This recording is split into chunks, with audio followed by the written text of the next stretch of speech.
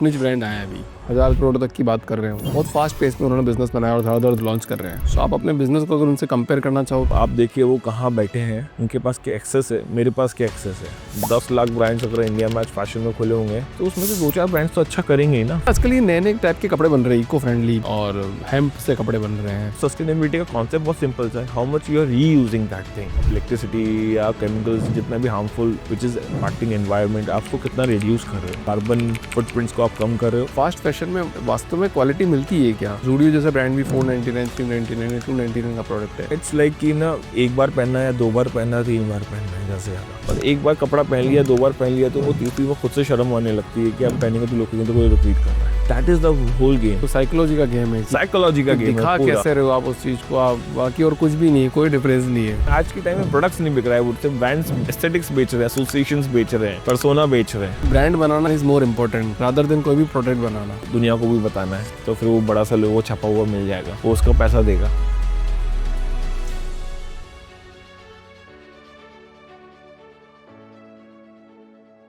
अश्विनी जी, बहुत बहुत स्वागत है आपका द फाउंडर्स ड्रीम के अंदर। आपसे बात करने से पहले एक छोटा सा सिनारियो रखते हैं। आप एक सेकंड जनरेशन एंटरप्रेन्योर हैं। आपके फादर ने बिजनेस स्टार्ट किया था 1988 के अंदर। आपने अपने फादर का बिजनेस ज्वाइन किया। आपका एक माइंडसेट बिल्कुल डिफरेंट होगा क्योंकि ये जेनजी वर्ल्ड की दुनिया है, अलग बिल्कुल अलग फॉर्म में चल रही है। 1988 में तो मेरा बर्थ हुआ था, तब आपके फादर ने बिजनेस की नींव रखी थी। और एक अच्छा बिजनेस आप काफ़ी डिकेड 30 सालों से चला रहे हो। 2 जनरेशनल शिफ्ट है क्योंकि आपने आपके फादर को बिजनेस करते हुए देखा होगा और फिर आप एंटर किए होगे। तो दोनों का माइंडसेट मुझे समझना है आज कि आपकी फादर की जनरेशन का क्या माइंडसेट था, कैसा बिजनेस वो बिल्ड कर रहे थे और आज आप उसको कैसे आगे बढ़ाओगे। विजय माल्या जी का पॉडकास्ट आया, उन्होंने बात बोली कि अपनी मम्मी को एक लेटर दिखाया कि व्हाट आई हैव अर्न्ड। भैया मेरे पापा ने जो दिया था मैंने ये अर्न किया है, इतने करोड़ों रुपए का प्रॉफिट बनाया है। आप बताइए सर, क्या डिफरेंस है दोनों के माइंडसेट में? आई थिंक बहुत ज़्यादा जनरेशन शिफ्ट होता है। अगर देखा जाए 1988 when my father started, I wasn't born, right. मैं भी 1989 90 में बॉर्न हूँ। एंड उस समय इट वाज नॉट कि लोगों को फैशन चाहिए था, it was more of a need कि लोगों को अपने बॉडी पे कपड़ा डालना था। लोग ये नहीं देखते थे कि मुझे कैसा देखना है। आई थिंक फिर भी 1-2% होंगे, बट मेजरली तो यही था कि भाई एक सिंपल सा चेक का शर्ट या एक सॉलिड का शर्ट डालना है। जनरली लोग जाते थे टेलर्स के पास, कटवाया कपड़ा, स्टिच करवाया, फिट किया, ये टेलरिंग कॉन्सेप्ट था। एंड मेरे फादर को एक डिस्क्रिप्शन देखा कि रेडी टू वेयर बनाते हैं, मार्केट की कस्टमर आए उसको एकदम शर्ट की रिक्वायरमेंट है, जैसे आज के टाइम में क्विक कॉमर्स आ गया है, वैसे उस समय का ready to wear was a quick commerce की भाई रेडीमेड शर्ट मिल गई। It was a big thing for them कि एक इनोवेशन था कि लोगों के दिमाग में ही था, इन्होंने ज़िंदगी भर से ही बस कपड़ा खरीदा है, स्टिचिंग कराया। और इट वॉज लाइक कि वो एक शॉप पे खरीदा, पहना एंड दे आर इनटू जहाँ पे भी उन्हें जाना है। So it was more of like this. And now if you talk about आज के टाइम में, इट इज़ नॉट अबाउट कि शर्ट पहन रहे हैं या पैंट पहन रहे हैं, ट्राउजर्स पहन रहे हैं। इट्स मोर अबाउट कि आपके एस्थेटिक्स कैसे निकल के आ रहे हैं, वो आपको क्या, how they making you feel, आपका लुक कैसा आ रहा है, how they are making you confident. अगर आप किसी इंटरव्यू के लिए जा रहे हैं या फिर आप किसी पार्टी के लिए जा रहे हैं, how they are enhancing your look, how much they are making you confident, मतलब आपको अंदर से कितना अच्छा फील करा रहे हैं, how people are perceiving you. तो इन चीज़ों का महत्व बहुत आ गया। अब talking about my father and my difference of opinion, वो है 100% रहेगा, क्योंकि उनका एक सोचना था कि हम लोग ग्वालियर से आते हैं, उनका हमेशा से यही मानना था कि भाई ग्वालियर में ही 15 लाख की पॉपुलेशन, हम इनको क्यों नहीं टारगेट करते। दैट्स वाई कभी डेनिसन 26 साल तक ग्वालियर के बाहर जा ही नहीं पाया। एक बार थोड़ा सा ट्राई भी किया, 100-150 किलोमीटर के अंदर हम लोगों ने B2B भी चालू किया, बट वो छोटे शहरों में था। We never went on the bigger side. E-commerce ने हमें वो पहचान दी, और मैं MBA करके आया हुआ था। और फिर मेरे को ये था कि मेरे को शॉप पे नहीं बैठना था, एंड मुझे था कि उन्हें कुछ एक्सपेरिमेंट करना है। मैं फिर पहले तो ग्वालियर के अराउंड गया, B2B स्टार्ट किया, फिर मेरा मन नहीं था, उसमें मज़ा नहीं आया। फिर ई-कॉमर्स उसी समय ग्वालियर में स्टार्ट हुआ था, पिकअप सर्विसेज एंड ऑल, तो मैंने वो एक्सप्लोर किया अपॉर्चुनिटी। फिर धीरे-धीरे करके and my parents was like कि इसमें क्या होगा, you will not be able to earn your livelihood. छोटे शहरों में बिज़नेस से ज़्यादा लाइवलीहुड के या बिल्ड करने से ज़्यादा ये था कि आप अपना लाइवलीहुड कैसे चलाओगे, घर कैसे चलाओगे।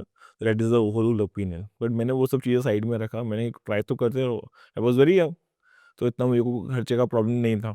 तो मैं बिल्ड करता रहा and started going bigger bigger day by day. मतलब बहुत सारी गलतियाँ हुई, तो सब चीज़ें हैं। तो थोड़ा सा माइंडसेट यहाँ पे चेंज हो जाता है कि उनका माइंडसेट कहीं ना कहीं ग्वालियर तक का ही सीमित था, मेरा माइंडसेट था कि मैं इसको कैसे ऑल ओवर इंडिया तक रीच आउट कर सकूँ। तो e commerce was one of those way, मैंने जैसे वो पैन इंडिया रीच आउट किया। बट मतलब जैसे मतलब आपने बोला कि आपके पास ऑलरेडी पैसे की टेंशन नहीं थी, तो एक फाइनेंशियल फ्रीडम अगर आपके पास हो जाती है, तो आपको गलतियाँ अगर आप करते भी हो तो सब एक्सेप्टेबल होता है। ऐसा नहीं है, मतलब छोटे शहरों में ना पैसे की डेफिनेशन बहुत अलग होती है, बड़े शहरों में अलग होती है। क्या होती है जैसे? जैसे कि आपको यहाँ पे अगर आप बड़े शहरों में जाओ, अगर आपकी जो बिज़नेस फैमिलीज़ होती है, जितना मैंने अपने सराउंडिंग में देखा है कि अगर आपको बिज़नेस स्टार्ट करना है तो दे मिनिममली टॉक अबाउट कि 1 करोड़, 2 करोड़, 3 करोड़ का इन्वेस्टमेंट कर दिया, फैक्ट्रीज़ डाल दिया एंड गलतियाँ भी हो जाती हैं, करते हैं।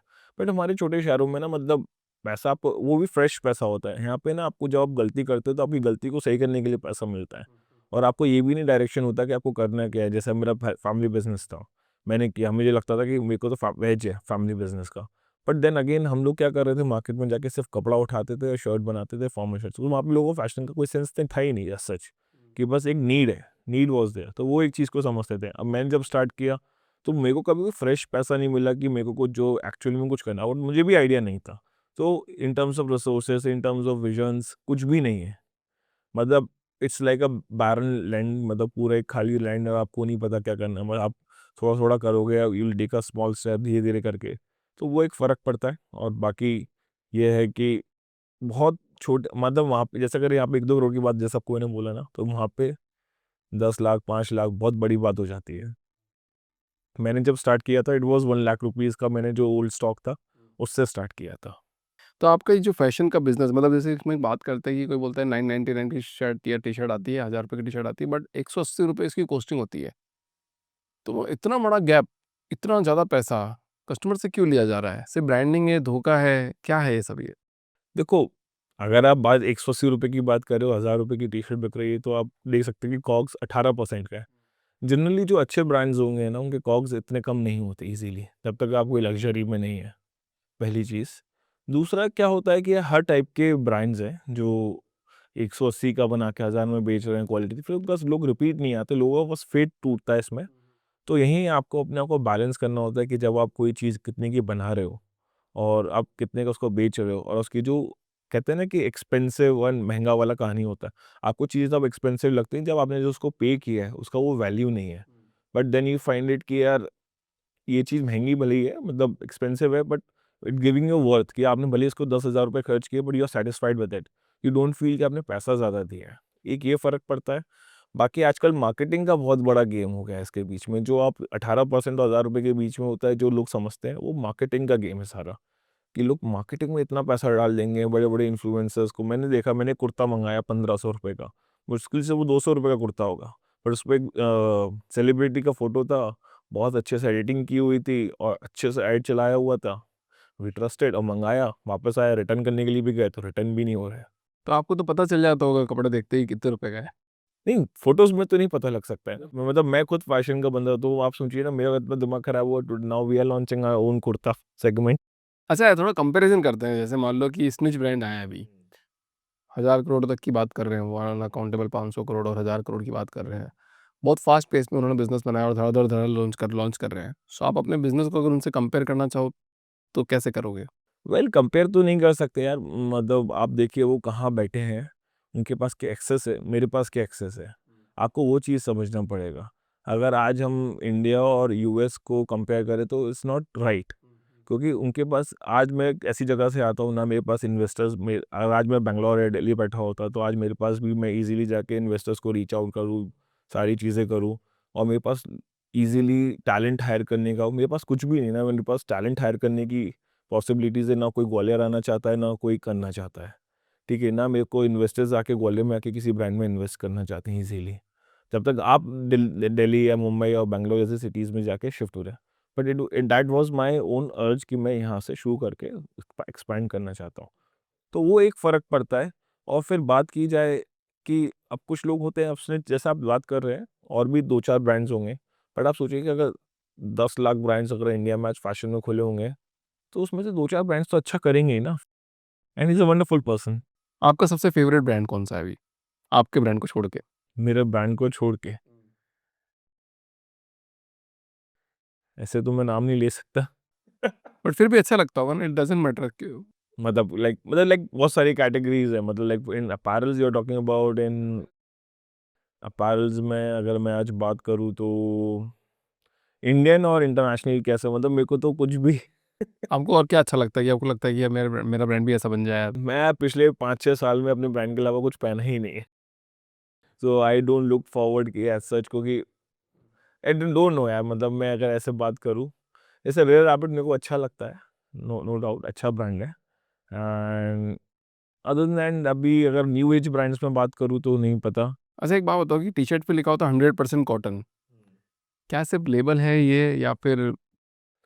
अभी तो ट्रस्ट गेम है, इंडिया में कोई ऐसी कोई काउंसिल तो है नहीं कि जो उसको गवर्न करती हो या आप उस चीज़ को चेक करते हो, तो इट्स ऑल अबाउट कि ब्रांड कैसा ट्रस्ट कर रहे हैं वो, how they are believing in the brand, उन्होंने अपनी मार्केटिंग कैसे की है, how they are showing behind the scenes कि लोगों को विश्वास हो गया। It's just a trust in India. I think 10% लोग सच कह रहे होंगे, 90% तो झूठ बोल रहे हैं। 90% झूठ बोल रहे 90 के मतलब 95 भी हो सकता है, मैं तो फिर भी 10% ज़्यादा बोल दिया हूँ। बट होता है यार, ये उन लोग करते हैं, मतलब आप सोचिए कि क्या होता है, 95% भी होता है, जैसे आप बाहर के ब्रांड्स देखो इस चीज़ में, they are very much true about it कि अगर 2% का भी अगर स्पैंडेक्स है तो वो डालेंगे। भाई अगर एक टी शर्ट पहन रहे हो, अगर आप एक वोवन कोई भी प्रोडक्ट पहन रहे हो, उसमें इलास्टिक है, मतलब थोड़ा स्ट्रेचेबिलिटी है, तो ऑब्वियसली उसमें स्पैंडेक्स है, लाइक्रा कहीं से तो आया ही है ना, that can not be cotton. तो वो सोचते हैं यार 2% में क्या फ़र्क पड़ रहा है, तो पैसा बचाने के चक्कर में एक लेबल अलग से बनवाना पड़ेगा, मेहनत होगा, वही चिपका देते हैं। That just giving you behind the scenes. हाँ। अच्छा आजकल ये नए नए टाइप के कपड़े बन रहे हैं, इको फ्रेंडली बन रहे हैं और हेम्प से कपड़े बन रहे हैं, उसके बारे में क्या ख्याल है आपका? हमसे तो हम ही बना रहे हैं, मतलब हम लोगों का भी एक सस्टेनेबल रेंज आता है हेम्प का। सो बेसिकली क्या है, इसमें 2 चीज़ें हैं। एक है कि आप कैसे उस चीज़ को बता रहे हो, मतलब लोगों को। होता क्या है कि फॉर एग्ज़ाम्पल कि मैं गया मार्केट में, अब इंडिया में ब्लॉक प्रिंटिंग में हम लोग करते हैं, तो क्या होता है किसी ने एक कपड़ा लिया कॉटन का, उस पे हैंड ब्लॉक प्रिंटिंग कर दिया, ठीक है? अब आप उसको कह रहे हो कि सस्टेनेबल है just because of a reason कि वो हैंड ब्लॉक है, मतलब हैंड यूज़ हुआ है, हैंड ब्लॉक प्रिंटिंग हुआ है या हैंडलूम हुआ है। बट आप एक चीज़ देखिए कि उसको जो कपड़ा बेस है, वो तो कहीं से भी सस्टेनेबल नहीं है, उसमें सारे केमिकल्स यूज़ किए हैं। और सस्टेनेबिलिटी का कॉन्सेप्ट बहुत सिंपल सा है, how much you are reusing that thing, right? या आप कितना आप उसके अंदर अपना जो आप इलेक्ट्रिसिटी या केमिकल्स जितना भी हार्मफुल विच इज़ मतलब इम्पैक्टिंग एनवायरनमेंट, आप उसको कितना रिड्यूस कर रहे हो। तो 2 ही रीज़न होते हैं कि आप केमिकल्स और जितना हार्मफुल या कार्बन फुटप्रिंट्स को आप कम कर रहे हो, on the other side how much you are reusing it. तो ये 2 चीज़ों को देखा जाता है। Reusing comes from a customers point of view and while manufacturing that product, आप कितना नेगेटिव कार्बन फुटप्रिंट्स कम कर रहे हो, वो आ जाता है from a manufacturer brand point of view. तो आई फील लाइक ना, अगेन जैसे आपको बोला 90-95% फेक ही चल रहा है कि ऑर्गेनिक कॉटन के नाम पे, मतलब ऑर्गेनिकली आपने कॉटन तो यूज़ किया है, बट जब उसको प्रोसेस करने आया तो आपने केमिकल यूज़ करके as a with chemical processing के थ्रू आपने किया। तो जैसे हम लोग फॉर एग्ज़ाम्पल हेम्प भी करते हैं, तो हम लोग को जितना भी हमारा फैब्रिक्स है सारा ऑर्गेनिकली सोर्स रहता है, जीओटीएस सर्टिफाइड रहता है, एजो फ्री डाइज यूज़ होती हैं। तो that is the main concept. अच्छा एक बात सिंपल सी अब करने की कोशिश करते हैं कि फास्ट फैशन में जो है वास्तव में क्वालिटी मिलती है क्या? मतलब फ़ोन ज़ूडियो जैसा ब्रांड भी 499, 399 या 299 का प्रोडक्ट है। फास्ट तो क्वालिटी एक्चुअली मैटर कर रही है या नहीं कर रही, पहली चीज़ तो वो बताओ? Quality see depend on the purpose. अब जैसे यंग्स है, मतलब जैसे like people who are in colleges या जस्ट कॉलेज से पास आउट हुए हैं, जेनजीज बेसिकली हम कहेंगे, इन लोगों को क्या हो गया है ना, इट्स लाइक कि ना एक बार पहनना है, 2 बार पहनना है, 3 बार पहनना है ज़्यादा से ज़्यादा। उनको सिर्फ एक ही पर्पस है कपड़ा खरीदते समय कि हम अच्छे दिखने चाहिए, यूनिक दिखनी चाहिए। और एक बार कपड़ा पहन लिया, 2 बार पहन लिया, तो उनको तीसरी बार खुद से शर्म आने लगती है कि हम पहनेंगे तो लोग कहेंगे तो कोई रिपीट कर रहा है।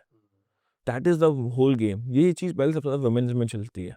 फिर उसके बाद ये नाउ धीरे-धीरे करके it started coming into men's also कि भाई 2 बार पहन लिया, 3 बार पहन लिया। बट पहले ऐसा नहीं था। आज भी मेरे पास है कपड़े जो मैं 8-8 साल से पहन रहा हूँ। बिकॉज़ ऐसा ही होता था मेन्स के साथ, and we used to understand these things कि फैशन बेसिक्स पे ज़्यादा चलता था। इसलिए पहले बेसिक्स बहुत बिकता था। अब एकदम फास्ट फैशन है। क्यों आ गया? इंटरनेट की वज़ह से कि आपको हर दिन पिक्चर्स पोस्ट करनी है, आपको कुछ करना है, हम इंस्टाग्राम इन्फ्लुएंसर्स बन गए। तो लोगों के अंदर एक इनसिक्योरिटीज़ क्रिएट हो गई है, फोमो क्रिएट हो गया है। तो वो चीज़ है। फिर एक होता है कि भाई 4 दोस्तों के बीच में बैठे हैं, तो you have to talk about कि भाई मैंने क्या किया, क्या नहीं किया। तो वैसा थोड़ा-सा एक सिनेरियो है जो आजकल चल रहा है। अच्छा किसी ने एक 1000 रुपए की शर्ट पहनी है और किसी ने एक 10,000 रुपए की शर्ट पहनी है, क्या डिफरेंस है दोनों में? I think it's a value of a person. अगर आज एक अंबानी पहना हुआ एक नॉर्मल इंसान पहना हुआ तो उन्हें सेम वाइट शर्ट पहने, it is about the persons value I personally feel. बाकी तो कपड़ा तो डिपेंड कपड़ा है है। कि मतलब पैसा कितना है आपके पास, उस पर डिपेंड करता है ये। नहीं, आपने वैल्यू कितनी क्रिएट की है। मतलब क्या डजेंट मैटर, मतलब जैसे मान लो अंबानी जी ने 5-10 हज़ार का शर्ट पहना है, तो पैसे ज़्यादा है इसलिए 10 हज़ार का शर्ट पहना है। नहीं, मैं तो कह रहा हूँ अंबानी जी शायद ₹1000 की शर्ट पहनते हैं, लोगों को लगता हो ₹5000 की है। और जो आदमी 10,000 की शर्ट पहना हुआ हो, वो उसकी अंबानी साहब में इतनी वैल्यू नहीं, लोगों को लगता हो शायद ₹1000 की पहना हो। तो इट्स जस्ट अ परसेप्शन, जैसे मार्केटिंग है, इट्स ऑल अबाउट मार्केटिंग। लोग ब्रांड्स क्यों खरीद रहे हैं कि वो लोगो यहाँ पे दिखेगा तो लोगों को समझ में आएगा ये तो ₹10,000 का आता है। इसलिए तो फंडा है ना। बाकी कोई फ़र्क नहीं है, मतलब बहुत ज़्यादा डिफरेंस। बहुत में आप अच्छे से अच्छा प्रोडक्ट ऐसा थोड़ी ना है कि बहुत कोई अलग से बन जाएगा। सब आप ये चीज़ समझिए, एक अच्छी शर्ट और गुड क्वालिटी प्रोडक्ट 400-500 रुपीज़ में मैक्सिमम बन जाएगा, वेरी गुड क्वालिटी, ठीक है? उसके बाद खर्चा क्या आता है? आप एक ही उसी बंदे को जहाँ आप 10,000 15,000 20,000 रुपए दे रहे हो, आप उसी बंदे को 50,000 दोगे तो ऑब्वियसली आपकी प्रोडक्ट की कॉस्ट बढ़ेगी। आप मार्केटिंग में जहाँ आप ₹1000 खर्च कर रहे हो, आप 1,00,000 खर्च कर रहे हो तो ऑब्वियसली बढ़ेगा। आप अपने स्टोर्स पे 10 एक्स्ट्रा लाइट्स लगाओगे, आप ज़्यादा चीज़ें करो, लोगों को उसी चीज़ में ज़्यादा मज़ा आ रहा है। बस कुल मिला के वो साइकोलॉजी का गेम है साइकोलॉजी का कि गेम है दिखा पूरा। कैसे रहे हो आप उस चीज़ को, आप बाकी और कुछ भी नहीं है, कोई डिफरेंस नहीं है। मतलब प्रोडक्ट वाइज़ पर बिकता ये चीज़ है, आज के टाइम में ब्रांड्स नहीं बिक रहे हैं ना, मतलब इन प्रोडक्ट्स नहीं बिक रहा है, वो सिर्फ ब्रांड्स एस्थेटिक्स बेच रहे हैं, एसोसिएशंस बेच रहे हैं, पर्सोना बेच रहे हैं। रिलेटेबिलिटी बेच रहे हैं यस, कि कितने रिलेटेबल लग सकते हो। सीधी-सी बात है, अगर आपके ब्रांड का कोई बहुत बड़ा कोई लक्ज़री ब्रांड का लोगो लगा हुआ है, तो they will think you are a better person, you is a rich man. उनके दिमाग में ये आएगा ये बंदा बाप बंदा है या कुछ है, मतलब this is what they carry, मतलब वो अपने आप को they are losing themselves, this is my personal understanding. Fashion is to enhance you, to help you, to make you feel confident, to enhance you. It is not that it eradicates मतलब आपकी मतलब basically आपकी एक image को या आपके अंदर के इंसान को वो धीरे-धीरे करके लूज़ कर रहा है कि आप खुद की पर्सनैलिटी बना लोगे तो फिर आप ₹1000 की शर्ट पहने हो, ₹500 की शर्ट पहने हो, 15,000 की, डज़न्ट मैटर। मतलब डिस्काउंटिंग का गेम भी एक इसमें बहुत क्रूशियल रोल प्ले करता है कि मतलब 70% डिस्काउंट दे दिया, 80% डिस्काउंट दे दिया और जी, बस खरीद लेंगे। 100%। कैसे काम करता है ये? तो उसका एक इंसेप्शन स्टोरी है, मतलब व्हेन आई स्टार्टेड, तो आई थिंक जब ई-कॉमर्स स्टार्ट हुआ इंडिया में बूम करना चालू किया, तो जो फैशन ब्रांड्स हैं उनके पास है ना, हर ब्रांड्स के पास डेड डेड स्टॉक इन्वेंटरीज वगैरह होता है। तो दीज ई-कॉमर्स जाइंट उनके पास बहुत फंडिंग आ रहा था, दे स्टार्टेड अप्रोचिंग ब्रांड्स। ये लोग अपना स्टॉक लॉट्स वगैरह निकालते थे, तो व्हाट स्टार्टेड हैपनिंग कि दे सेड कि आप हमें दे दीजिए 40-50% ऐसे दे दीजिए। तो ये लोग अपने साथ एडिशनल कुछ बर्न करते थे। तो this is how the journey started in e-commerce. फिर क्या हुआ कि भाई बहुत ज़्यादा अब इसकी वजह से जो अच्छे-अच्छे ब्रांड्स थे, जो ऑनलाइन ऑफलाइन आप देखोगे तो फुल प्राइस पे मिलते थे या 10% या 15% पे मैक्सिमम मिलते थे। तो लोगों को एकदम दिखने लगा कि भाई इतना डिस्काउंट पे मिल रहा है। फिर इसके बाद क्या हुआ, जो उन्होंने मतलब जो ब्रांड्स हैं दे स्टार्टेड सीइंग कि यार यहाँ से हमें अच्छा रेवेन्यू आ रहा है। तो उन्होंने क्या किया, एक पर्टिकुलर ऑनलाइन के लिए कलेक्शंस बनाना चालू कर दिया। वो बहुत पैसा था इनके पास, है अभी भी। तो ये लोग ऑफलाइन के अलग कलेक्शन बनाते हैं, सिमिलर कलेक्शंस होगा, बट थोड़ा बहुत 19-20 का चेंज होगा और ऑनलाइन के अलग कलेक्शन बनाएँगे। तो आप ऑफलाइन जाओगे तो अलग कलेक्शन मिलेगा, ऑनलाइन जाओगे तो अलग कलेक्शन मिलेगा। और क्या करेंगे, यहाँ पे दिखाएँगे 50% 60%, क्योंकि यहाँ से भी उनको रेवेन्यू हो रहा है और यहाँ पे वो डिस्काउंट से दिखाएँगे और you can not find those product अगर आप स्कैन करोगे। मतलब हो सकता है कई बार कि प्रोडक्ट भी सेम हो, बस स्कैन का ही चेंज हो। इतना ही डिफरेंस होगा। तो this is how the discounting things work. अब लोगों को क्या होता है कि यार 60% में मिल रहा है, 60-70% में मिल रहा है, तो they feel happy about it कि यार हम लोगों ने इतना बड़ा ब्रांड, और फिर क्या होता है वही सोसाइटी में जाके, अरे तू देख ले यार, ये तो मतलब लाख रुपए तो ज़्यादा बोल दिया, कोई 5,000 का है, मुझे को तो देख, मतलब ये भी नहीं बोलेंगे कि डिस्काउंट में लिया है, ये बोलेंगे तो फुल प्राइस में लिया है। अब तो कुछ नई स्ट्रैटेजीज़ आ गई हैं कि अब दिखाओ ऑनलाइन 20% रहे हैं, 15% रहे हैं, अगर आपका ऐड टू कार्ट हो गया है, तो वो आपको फिर आपका डिटेल्स आ गए, आपको रीच आउट करेंगे, हम आपको 60% दे रहे हैं, बट ऑनलाइन इतने का ही दिखेगा, देन दे आर सेइंग यार मैंने तो इतने का लिया है। कह मतलब अगर जैसे कोई ब्रांड स्टार्ट कर रहा है अपनी, जैसे मान लो आप थोड़ा सी आपके सिनेरियो पे चलते थे, फादर का पूरा ब्रांड बना था अच्छा खासा, ऑफलाइन था पहले, एकदम ऑनलाइन आया तो सोचा लोग मिंत्रा, अमेजोन, फ्लिपकार्ट, ये जितने भी ई कॉमर्स वेबसाइट पे जैसे लॉन्च किया आपका प्रोडक्ट और बूम कर जाएगा। क्या ऐसा होता है?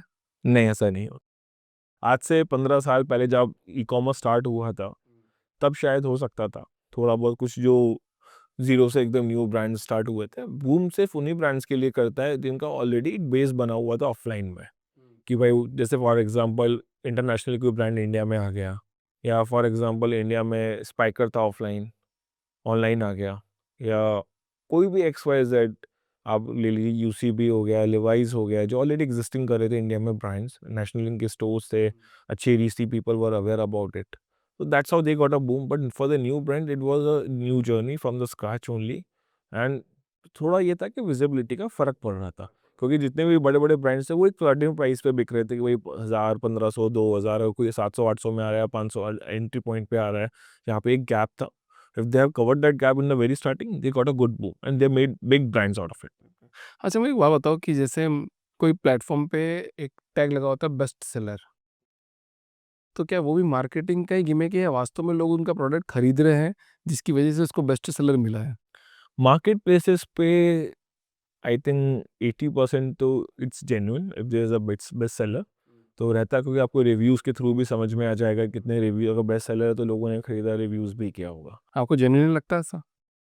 बट आई आई थिंक ये जो हर, अब वो मैं कह रहा हूँ पर्सन टू पर्सन है. मतलब मेजरली जैसे आज मैं मिंत्रा की बात करूँ तो जेन्युइन है, बट अब मैं बाकियों की बात करूँ तो आई डोंट नो. मतलब Myntra and Amazon I could say, अब टैग तो लगाना कोई बड़ी बात नहीं है, बट आप स्मार्ट हो तो आप समझ जाओगे कि भाई इस पे रिव्यूज़ आ रहे हैं, कितने रिव्यूज़ है, लोगों के genuine reviews. And I know कि Myntra and Amazon they give a, उनका जो रिव्यूज़ रहता है उस पे लिखा रहता है verified person. That is was I have been doing for years now, तो I know this thing very clearly. अच्छा, रिटेल शोरूम के अंदर कोई टी-शर्ट है तो 3000 रुपए की मिल रही है, पर वही टी-शर्ट सेम 999 की मिलती है ऑनलाइन। इतना प्राइस डिफरेंस कैसे हो सकता है किसी में? मैं आपको बताया ना स्टार्टिंग में कि अगर आप देखेंगे ना तो कि टैग्स चेंज होते हैं. मतलब फॉर एग्जांपल ये चीज़ सैमसंग, अगर आप ये मोबाइल इंडस्ट्री में बहुत देखेंगे कि लोग क्या करते हैं, सेम प्रोडक्ट को अलग सीरीज़ से निकाल देंगे. जैसे कि ए सीरीज़ हो गया, इसमें ऑनलाइन में ए सीरीज़ निकाल दिया तो एम सीरीज़ निकाल दिया ऑफलाइन में. सेम प्रोडक्ट होगा, सेम फीचर्स होंगे, बस थोड़ा बहुत ट्विक होगा 19-20 का, और ये बोलेंगे ये तो मिलता ही नहीं है ऑनलाइन. तो ऑनलाइन में क्या होगा, वो ट्रिपल लाइन किससे बिक रहा है, क्योंकि वहाँ पे वो जनता आ रही है, इसको प्राइस कॉन्शियस है या उसको फ़ायदा मिले. अदरवाइज़ लोग फिर ऑनलाइन क्यों आएँगे खरीदने के लिए. और वही चीज़ थोड़ा अब क्या होता है, जब आपके बारकोड्स वगैरह चेंज होंगे, आप सर्च करोगे आपको मिलेगा नहीं वो प्रोडक्ट जो आप 299 का लेने जाएँगे. तो ये एक थोड़ा-सा डिफरेंशिएशन रहता है. और फिर ऑफलाइन में क्या रहता है, इम्पल्सिव बाइंग ज़्यादा रहती है. ऑनलाइन में इम्पल्सिव बाइंग नहीं रहती है. इंसान घर पे बैठा हुआ समझ में आ गया तो खरीद लिया, बेटर प्राइसिंग मिल गया. अब आप कोई पर्टिकुलरली स्टोर पे गए खरीदने, तो आपको पता है ना, यू ऑलरेडी नीड इट. आप ज़्यादा से ज़्यादा 2 स्टोर या 3 स्टोर करोगे, और अगर आपको एक पर्टिकुलर ब्रांड ही चाहिए तो आप लेके ही जाओगे. आपके फादर ने 1988 में बिज़नेस जब स्टार्ट किया था, तब शायद फैशन के अंदर रेडीमेड वाले कपड़े नहीं थे उस टाइम पे, जी. करेक्ट? तो क्या आपने कभी अपने फादर से बात किया कि पापा आपको कैसे पता चला कि रेडी टू वियर मार्केट वाला जो कॉन्सेप्ट है ये पहले से ही आएगा या आने वाला है? तो आपने कैसे डिस्टर्ब करने की कोशिश करी? क्या आप दोनों के बीच में ऐसा कोई हाँ, हाँ, मेरे पापा, जब मैं 2008 या 9 की बात है, मैं पापा के साथ बॉम्बे आता था कपड़ा खरीदने. तो एक दिन ऐसे ही पापा ने मुझे स्टोरीज़ भी बताई. बहुत ब्यूटीफुल स्टोरी थी. सो हमारा ना, माय ग्रैंडफ़ादर, हमारे ना जितने भी बॉर्डर्स होते हैं इंडिया के, वहाँ पे कैंटीन्स होती थी, तो उनके कॉन्ट्रैक्ट्स होते थे. मतलब मेरे पापा, मेरे दादाजी और उनके ब्रदर्स के बीच में. तो मेरे फादर सिलीगुड़ी जाते थे वहाँ की पोस्टिंग पे, मतलब जम्मू में Rajasthan border and this all these borders पे था. तो फिर मेरे फादर क्या करते थे कि वहाँ पे ना ड्रेसेस भी बिकती थी, जो नॉर्मल कैमोफ्लेज शर्ट्स होती, पैंट्स होती थी और शर्ट होती थी. तो मेरे पापा दिल्ली से जाके कपड़ा लाके उसको गोले में टेलर से स्टिच करा के वहाँ पे भेजा करते थे. तो उनको मैन्युफैक्चरिंग का आइडिया लग चुका था. अब उनका एक खुद का एक दोस्तों का सर्कल था ग्वालियर में, जिनके बीच में वो बैठते थे. ओह! इट वाज़ थोड़ा, उसमें कुछ एलीट भी थे जो, मतलब उनके पास पैसा भी होता था, कुछ के पास नहीं होता, तो बातें तो चलती थी. तो उसके बाद क्या, उन्होंने उससे पहले भी एक छोटा स्टार्टअप किया था, और उसके अंदर उन्होंने समझा कि हाँ, लोगों को रेडीमेड शर्टों का एक रिक्वायरमेंट है. फिर उनको बाद में समझ में आया कि भाई मुझे अकेले ही करना है. फिर उन्होंने अपना ब्रांड लॉन्च किया डेनिसन. फिर उन्होंने, एक तो उनको समझ में आ चुका था कि ट्रैवल करते थे अक्रॉस इंडिया, दिल्ली भी जा रहे हैं, यहाँ पे भी जा रहे हैं, तो रेडीमेड का एक मार्केट है जो बूम हो रहा है, जो हम ग्वालियर में कर सकते हैं. तो वो यहाँ से आया. तो आपके फादर के आप दोनों के बीच में कभी कोई डिस्कशन ऐसा हुआ जो आपको याद हो, कोई इंसिडेंट ऐसा कि यार ये एक मेरे लिए लाइफ मेमोरी वाला मोमेंट बन चुका है? बहुत सारे. एक जो आपको टॉप ऑफ द माइंड आता हो? मतलब अगर ऐसी बात की जाए तो, मतलब मेरी ज़्यादा बात तो नहीं होती इन सब चीज़ों को लेके. हम लोग अब पिछले 10 साल से तो मतलब बिज़नेस में लगे रहते हैं. But he used to tell stories की, मतलब एक बहुत अमेजिंग स्टोरी थी, आई थिंक 1991 या 1992 की थी. सो अब ग्वालियर जैसे आप सोचिए ना, जब 1988 में ग्वालियर जैसे शहर में हम लोग मैन्युफैक्चरिंग सेटअप किया पापा ने 6 मशीन्स का. और लोग, मतलब उस समय आई थिंक दिल्ली मुंबई में भी लोग इतना नहीं सोच रहे होंगे at that time he started. और ग्वालियर से, अब वहाँ पे ना मशीन्स नहीं होती थी, तो आपको खराब भी हो जाती थी तो आपको बाहर जाना पड़ता था, दिल्ली लेके जाना है, सब कुछ करना है।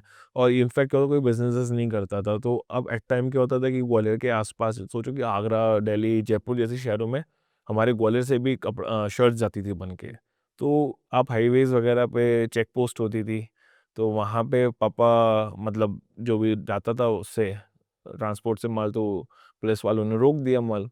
तो एक दो बार ऐसा हुआ, तो पापा रात को जाते थे वहाँ पे, और वहीं हाईवे पे चेक पोस्ट पे ही खटिया लगा के उनको सोना पड़ता था कि अपनी माल की सुरक्षा करना है, वरना कल सुबह तक तो वो कोई उठा के ले जाएगा। तो such stories used to tell me कि कितना हार्ड वर्क होता था। मुंबई जाते थे तो 15-15 kilometre on an average per day उनको चलना पड़ता था, 15-15 दिन तक वहीं पर ही रहते थे कि क्या नया मिल जाए क्या नहीं मिल जाए, कभी किसी वेंडर के पास किसी वेंडर के पास जाना। तो ऐसे उनकी स्टोरीज है जो मुझे सुनने को बहुत मिलती है। और आज तो ईज़ मतलब बिज़नेस करना थोड़ा ईज़ी हो गया है। आपको लगता है हार्ड है, ईज़ी है स्टिल? आई थिंक देखो हर समय टफ था, उस समय था कि आप बिजनेस क्रिएट कर लो, वही अपने आप में बहुत बड़ा चैलेंज था। आज के टाइम में भले बिजनेस करना स्टार्ट है, बट कंपटीशन इतना हार्ड है कि उसको सस्टेन करना बहुत हार्ड है। अब सस्टेनेबिलिटी इश्यू हो गया है। सस्टेन में आपको इतना कंपटीशन है, आज आप देखो, आप हर दिन सोचो तो 2 नए ब्रांड्स आ रहे हैं। मैं अगर आज ऑनलाइन में अगर मैं ऑनलाइन डाल दूँ कि मुझे गूगल पे कि I need a new shirt और I am looking for a shirt, कोई भी एक्सवाईजेड कुछ भी टाइप करूँ, तो उसके बाद देखो कितने ब्रांड्स आते हैं। फिर आप मेटा पे आ जाइए, फेसबुक पे आ जाइए, इंस्टाग्राम पे आ जाइए, आपको धड़ाधड़ सारे ब्रांड्स के एड्स दिखने चालू हो जाएँगे। आपको कि ये तो मैंने कभी सुने ही नहीं थे। ये भी आ रहा है, ये भी आ रहा है, वो भी आ रहा है। शायद एक लास्ट एक बंदा आए थे तो वो हेम्प से मेरे को आइडिया वहाँ से आया क्योंकि हेम्प से रिलेटेड प्रोडक्ट भी बनते हैं। हाँ, हम लोग बना रहे हैं, हम लोग पिछले 3 साल से बना रहे हैं, 3 साल से। बोले हम फर्स्ट हैं। सभी फर्स्ट बोलते हैं अपने आप को। कोई फर्स्ट क्या होता है सर, हम तो बहुत आई थिंक हम बेसिकली क्या, आप किसी से बात करो ना टेक्निकलिटी में कि हेम्प में जाके, आज मैं कम से कम मेरे को 10 मैन्युफैक्चरर्स पता थे, बट मैंने एक ही मैन्युफैक्चरर चूज़ किया। जस्ट बिकॉज़ कि टू मेक श्योर कि हम जो भी प्रोडक्ट बना रहे हैं, अगर सस्टेनेबिलिटी की बात कर रहे हैं तो 100% सस्टेनेबिलिटी को फ़ील होना चाहिए। आज के टाइम में मेरे को ये लग गया है कि ब्रांड बनाना इज़ मतलब identity banana is more important rather than कोई भी प्रोडक्ट बनाना। हाँ, 100% है, क्योंकि आज के टाइम में सब वही है ना कि कस्टमर को ना परचेज़ करे तो वो प्रोडक्ट परचेज़ नहीं करना चाहता। वो तो उसको पता है कि भई अगर मैं व्हाइट शर्ट खरीद रहा हूँ, एक ब्रांड की खरीद रहा हूँ, नॉन ब्रांडेड की खरीद रहा हूँ, तो उसमें डिफ़रेंस क्या है मेरे लिए कि भई मुझे एक फ़ील होना चाहिए, एक स्टोरी फ़ील होनी चाहिए कि भाई मैंने ऑर्गेनिक कॉटन पहन रहा हूँ या मैं कुछ कर रहा हूँ। ही फ़ील्स अबाउट इट गुड। अगर अब मैं एक इटर्नल वाली बात करूँ, एक होता है कि भाई दुनिया को भी बताना है, तो फिर वो बड़ा-सा लोगो छपा हुआ मिल जाएगा, वो उसका पैसा देगा। मतलब ये तो वही बात हो गई वो सुल्तान वाली मूवी आई थी ना कि जिसमें पेरू खरीदा ₹4 का। अब सोचिए लास्ट पेरू है दुनिया का हाँ, कितने का देगा? ₹400। ₹400 का। ₹4 का पेरू ₹400 में खरीद के लाया हो आपके लिए। आप ऑनलाइन जाओ ना, आप लोग इतनी इनसिक्योरिटी क्रिएट करते हैं कि लास्ट 3 पीस बचे हैं, ऑर्डर नाउ लिखा रहता है ना, टाइमर चल रहा होगा, उनसे एक फोमो क्रिएट करना है।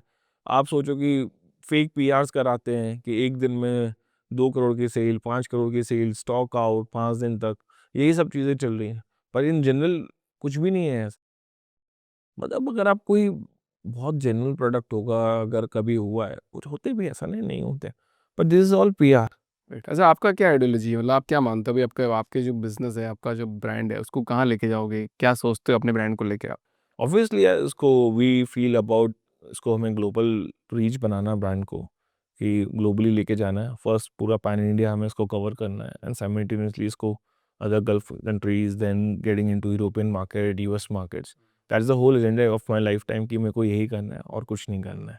बट धीरे धीरे होता है, ऑब्वियसली हमारी जर्नी एक टाइम लेगी को छोटे शहर से आना, बट ये है कि once we are solid enough कि we have done our homework properly, I think हमारे स्केलेबिलिटी में प्रॉब्लम नहीं आएगी। Right, right. आपकी लाइफ में सपोर्ट किसका रहा सबसे ज़्यादा आपका?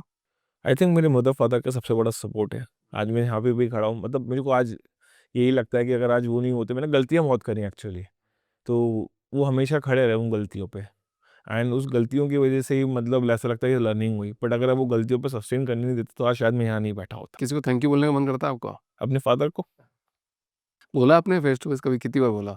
या आज तक तो नहीं बोला है, मतलब वो होता है छोटे शहर में ना, एक वो रहता है। तो आज कैमरे में बोलो आपके फादर को दिखाना है वीडियो। जी, जी, थैंक यू। क्या थैंक यू नोट देना चाहते हो फादर को?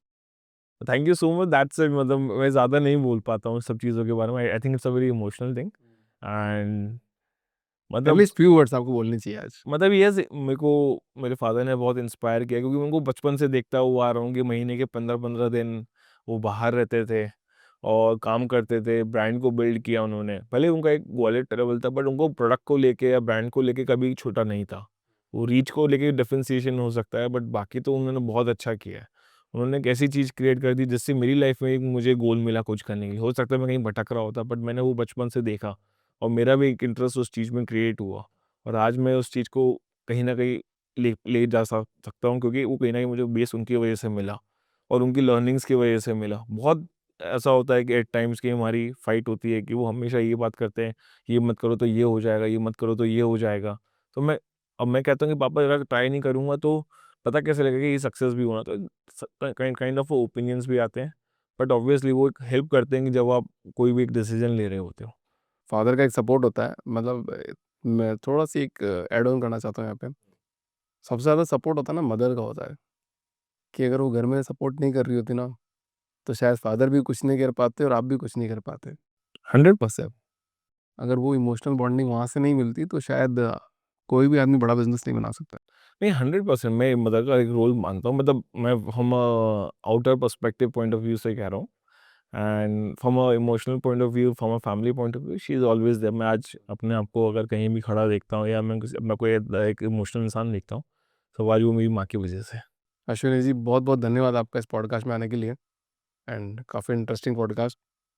ऐसे ही बिज़नेस को बढ़ाते रहिए, ग्लोबल बिज़नेस पहुँचाइए और फिर एक बार वापस पॉडकास्ट में आइए, कि बताइए कि देखो हमने किस शिद्दत के साथ कुछ मतलब काम किया और इस ब्रांड को कहाँ से कहाँ पहुँचा दिया। Thank you so much sir.